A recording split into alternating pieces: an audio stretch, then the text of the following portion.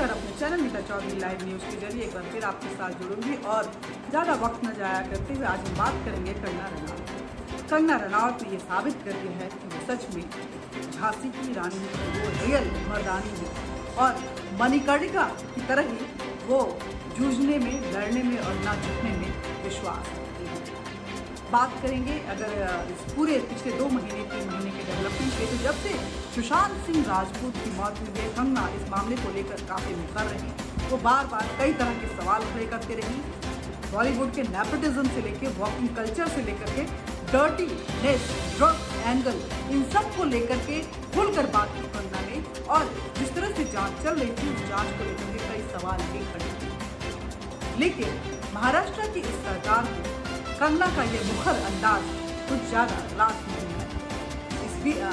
इसका नतीजा ये निकला कि कंगना और महाराष्ट्र की शिवसेना सरकार में कहीं ना कहीं खली हुई नजर आ रही है। एक तरफ जहां शिवसेना ने उनको ललकार दिया है, वहीं दूसरी तरफ कंगना ने उस ललकार, उस चैलेंज को एक्सेप्ट किया है और एक दमदार महिला की तरह, शेरनी की तरह और मर्दानी की तरह वो आगे बढ़ते हुए हर बाधाओं को, हर चैलेंज को, हर शोर को इग्नोर करते हुए अपने रास्ते पे बढ़ती जा रही है।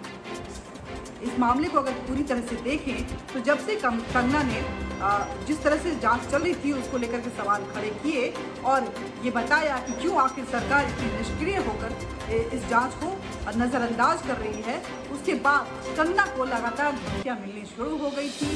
संजय राउत और वहाँ के गृह मंत्री अनिल देशमुख ने उनके लिए कई तरह के अपशब्दों का प्रयोग भी किया, जिसमें से जबड़े तोड़ देना और हरामखोर बोलना भी शामिल था। कंगना को ये धमकी दी गई कि आप मुंबई में एंट्री नहीं ले सकती हैं। लेकिन कंगना ने ये साफ कह दिया कि मुंबई उनकी कर्मभूमि है, इस देश का अभिन्न हिस्सा है, ये कोई पीओके नहीं है और इसलिए उस जगह पे मैं जरूर आऊँगी, ये हमारे देश का अभिन्न हिस्सा है, मेरी कर्मभूमि है। और ऐसा कहते हुए कंगना मुंबई पहुंची भी, जिनका और उन वहाँ पहुँचते ही शिवसेना और बाकी उनके समर्थकों की तरफ से, शिवसेना के समर्थकों की तरफ से उनका जबरदस्त विरोध भी हुआ। एयरपोर्ट से लेकर के घर तक लगातार उनके खिलाफ नारे लगे। हालांकि करनी सेना और जो रिपब्लिकन पार्टी है, जैसे कि मुखिया रामदास अठावले हैं, वो उनके प्रोटेक्शन में भी उतरे मुंबई में। लेकिन मामला यही नहीं था। बात इतनी बढ़ गई थी कि रोष में आकर एक इम्पल्सिव रिएक्शन जिसको बोलते हैं और घमंड जिसको बोलते हैं, सत्ता का घमंड जिसको बोलते हैं, इस घमंड से चूर शिवसेना ने कंगना के खिलाफ एक्शन लिया। बीएमसी, जिसपे कि शिवसेना का वर्चस्व है और महाराष्ट्र सरकार के अंडर में आती है, उस बीएमसी ने ये कहते हुए कि कंगना का घर और दफ्तर इलीगल तरीके से बना हुआ है, वहाँ पे इंक्रोचमेंट है, और ये कहते हुए 24 घंटे की नोटिस देते हुए कंगना के उस घरौंदे को उन्होंने तोड़ दिया। हालांकि हाईकोर्ट में जब ये मामला पहुंचा तो हाईकोर्ट ने जबरदस्त लताड़ लगाते हुए बीएमसी से पूछा कि आखिर जब घर के गृहिणी, घर की मालकिन घर के अंदर नहीं थी तो आप किसकी परमिशन के साथ अंदर घुसे? पहला सवाल किया। दूसरा सवाल किया कि सिर्फ 24 घंटे का वक्त दिया गया इस कोविड के समय में, और जब जो अपोनेंट था, जो कि दूसरी पार्टी थी, उसको अपील का मौका नहीं दिया गया। आखिर ऐसा क्यों किया गया? इंक्रोचमेंट है तो किस हद तक है? क्या उस लेन में सिर्फ कंगना रनौत के घर में ही इंक्रोचमेंट है या बाकी उस लेन में हर जगह पे कुछ न कहीं इंक्रोचमेंट है? इस पर भी जवाब बीएमसी को कोर्ट को देनी है। साथ ही उनको बीएमसी से पूछा गया कि मुंबई में और ऐसे कितने मामले हैं जिसमें इंक्रोचमेंट का की जैसी वाकया जो है वो नजर आती है, इस पे भी जवाब दिया। लेकिन इससे ज़्यादा मुंबई हाईकोर्ट ने ये कहा कि जिस तरह से बीएमसी अफरा तफरी में एक्ट की और एक्शन ली, इससे साफ जाहिर होता है ये कहीं ना कहीं नलाफाई था, ये एक प्रतिद्वंद से जुड़ा हुआ एक्शन था। अब इन सारी चीज़ों पे मामला जो है वो कोर्ट में लंबित है और बाहर बहस चली है, बीएमसी को जवाब दिया है। हालांकि बीएमसी ने अपना बचाव करते हुए डिजाइनर मनीष मल्होत्रा को भी नोटिस भेजा है इंक्रोचमेंट को लेकर के, लेकिन उनको 7 दिन का मौका दिया गया है अभी आज ही भेजा गया और 7 दिन का मौका दिया कि आप 7 दिन के अंदर जवाब दीजिए। लेकिन कंगना के साथ ऐसा कुछ नहीं किया। कंगना हिमाचल में थी और हिमाचल में रहते हुए उनको नोटिस भेजा गया और उस नोटिस में सिर्फ 24 घंटे का वक्त दिया गया। हालांकि 3-4 घंटे के अंदर ही कंगना के वकील ने मेल पे ही जवाब दे दिया था, लेकिन उसको इग्नोर करते हुए बीएमसी आनंद फानंद में अफरा तफरी में तड़के सुबह कंगना के घर पहुंचे, जिस दिन कंगना मुंबई आने वाली थी। और उनका भव्य स्वागत अगर कहें तो मुंबई की तरफ से, बीएमसी की तरफ से और उद्धव ठाकरे की सरकार की तरफ से कुछ इस तरह से किया गया कि उनके घरौंदे को तोड़ दिया गया। अब मामला आगे बढ़ता जा रहा है और बात आगे बढ़ती जा रही है। इसके उत्तर में कंगना रनावत ने एक वीडियो जारी किया जिसमें उन्होंने उद्धव ठाकरे को तू डिनोट करते हुए ये कहा कि आज मेरा घर टूटा है, कल तुम्हारा घमंड टूटेगा उद्धव ठाकरे, तुमने जो भी किया अच्छा किया होता, जो भी होता है उसके कुछ न कुछ मायने होता है। मतलब ललकारते हुए उस शिवसेना के उस चैलेंज को कंगना ने बड़ी ही खुशी स्वीकार किया। फिर एक जो मैटर है वो कोर्ट पहुंचा कि कंगना ने सीएम जो कि महाराष्ट्र के मुख्यमंत्री हैं उनके लिए अपशब्दों का प्रयोग किया है, ये डेफेमेशन बनता है और कंगना के खिलाफ एक्शन लेना चाहिए। अब देखते हैं कि ये पूरा मामला किस तरह से आगे बढ़ता है और किस तरह से कौन सा रुख अख्तियार करता है। लेकिन इन सब के बीच में मैं ये कहना चाहूँगी कि इस पूरे मामले को अगर देखें तो जिस तरह से मीडिया कवरेज हुई उससे कहीं ना कहीं ये सामने आया कि सुशांत की मौत को लेकर मीडिया हाउसेज में कहीं ना कहीं एक होड़ सी बन गई है कि सुशांत की मौत को टीआरपी के रूप में इनकैश करना है। कुछ मीडिया हाउस दूसरे मीडिया हाउस के तक को डिनोट करते हुए अपने आप को सुपीरियर दिखाने की कोशिश करते हैं, तो कुछ लोग ये बोलते हैं कि ये यहाँ शोर नहीं खबर मिलेगा, यहाँ प्रोपेगेंडा नहीं चलता है।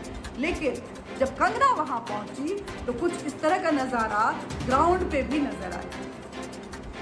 एक चैनल की रिपोर्टर जब वहाँ पे जमा हुई भीड़ के पास पहुँची और उनसे पूछना चाहिए कि आखिर आपका क्या कहना है, तो उन्होंने उस चैनल का नाम लेते हुए हाय हाय के नारे लगाने शुरू कर दिए। उसके बाद दूसरी तरफ का चैनल का कहना है कि जो हाय हाय के नारे लगवाए गए वो दूसरी चैनल की तरफ से करवाए गए हैं, उन्होंने भीड़ इकट्ठा की। ये टशन है, कैसे चल रहा है आप देख रहे हैं। लेकिन क्या यही पत्रकारिता है, मैं आपसे पूछना चाहती हूँ। क्योंकि चैनल का मानना होता है, मीडिया हाउसेज का मानना होता है, जो अखबार होता है उसका मानना होता है कि जो हमारा रीडर और व्यूअर देखता है हम उसको वही दिखाते हैं, जो उनको पसंद आता है हम न्यूज़ को उसी तरह से परोसते हैं। ये अंदर की बात बता रही हूँ क्योंकि मैं भी ऐसे मीडिया हाउस में काम कर चुकी हूँ और मैं जानती हूँ कि चर्चा क्या होती है।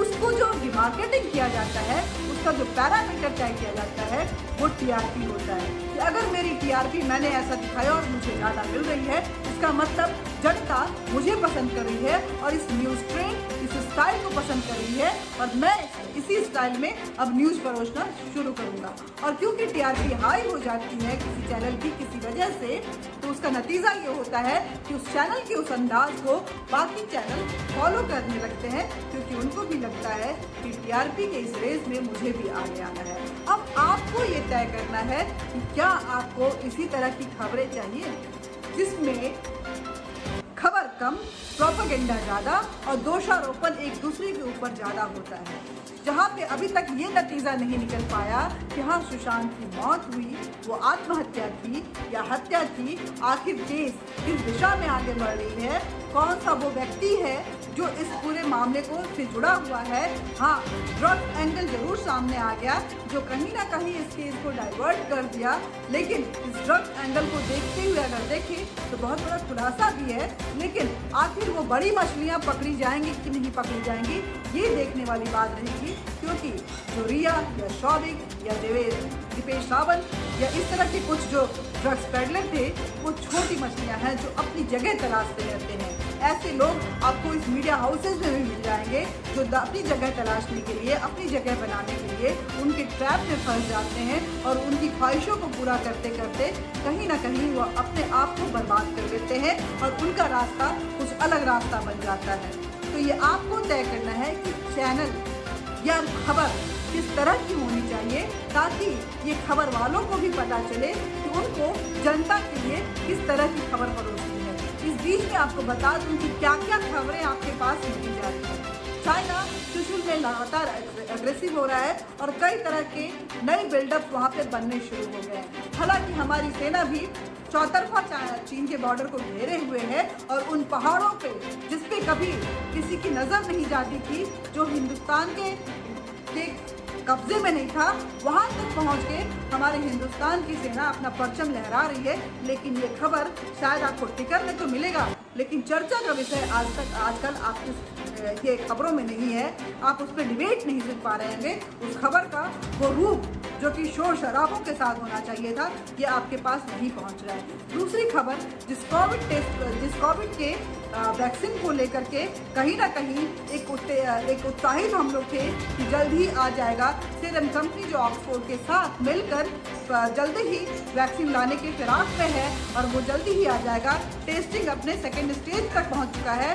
उस पर अभी थोड़ा विराम लग गया है, क्योंकि जो कुछ टेस्ट उस पर हुए उसको देखते हुए ऐसा लग रहा है कि जो कोविड के सिम्टम्स हैं, जो कोरोना की बीमारी है, वो कहीं ना कहीं उसको प्रेडिक्ट कर पाना बहुत मुश्किल है। कुछ साइड इफेक्ट्स हुए हैं, ये देखना होगा कि साइड इफेक्ट इस वैक्सीन की वजह से हुआ है या किसी और वजह से, क्योंकि कोविड अपने आप में एक हम कहें तो रहस्यमय हवेली बनता जा रहा है, जिसके किले को तोड़ पाना हर किसी के लिए मुश्किल हो पा रहा है। वैक्सीन को लेकर के जब भी कुछ बात आगे बढ़ती है, कोई ना कोई अड़चन ऐसे आ जाती है कि फिर से शुरुआत करनी पड़ती है। ये खबर आप तक नहीं पहुंचाए, बचाव की जरूरत है, आप बच के रहिए, क्योंकि वैक्सीन आने के कि जल्द ही वैक्सीन आ रहा है, इसको लेकर के आप बेफिक्र हो रहे हैं। लेकिन अभी कहीं भी ये कोई संकेत नहीं है कि वैक्सीन जल्द ही मार्केट में आ जाएगा। तीसरी खबर जो आप तक नहीं पहुंच रही है वो ये है कि एजुकेशन सिस्टम को लेकर के कई पॉलिसीज में बदलाव आए हैं, जो आपको जानना बेहद ज़रूरी है। आपके बच्चे जब स्कूल जाएंगे, कॉलेज जाएंगे, तो किन नए नियमों के साथ उनको जाना है अगली बार, और किस तरह से आपको खुद को और अपने बच्चों को इस नए सिलेबस के साथ प्रिपेयर करना है। लेकिन इस पर कहीं चर्चा नहीं हो रही है। ये आप तक पहुंचाने का काम मीडिया नहीं कर रही है। ये आपका डिमांड होना चाहिए कि हमसे जुड़ा हुआ मामला है और हम तक ये जरूर पहुँचना चाहिए। ऐसे ही कई और मामले भी हैं जिसको लेकर के बातचीत बहुत ज़रूरी है, लेकिन मीडिया हाउस इस पे बात नहीं कर रही है, क्योंकि टीआरपी शायद उन्हें सुशांत और कंगना रनौत दे रही है। बात राष्ट्रवाद की नहीं हो रही है, बात कंगना रनौत और सुशांत सिंह राजपूत की हो रही है, जिसमें मीडिया हाउसेज में ये होड़ मचा है कि कौन इस मुद्दे को कितने पुरजोर तरीके से, कितने शोर शराबे के साथ उठाता है ताकि उसकी टीआरपी हाई हो जाए। लेकिन उन्हीं चैनलों में से कुछ एक चैनल के रिपोर्टर अभी अरेस्ट हो चुके इस पूरे मामले में रिपोर्टिंग करते करते, उसका जिक्र कहीं भी नजर नहीं आ रहा है। उसके इंसाफ की बात कि आखिर वो जेल में क्यों बंद किया गया, वो अपनी लाइन ऑफ ड्यूटी पे था, उसकी जिम्मेदारी है उस ऑर्गेनाइजेशन की कि उसको प्रोटेक्ट करे। साथ ही किसी के काम में बाधा डालने के लिए सरकार बाध्य किसी को नहीं कर सकती उसके काम को रोकने के लिए, और सरकार की तरफ से भी ये गलत है।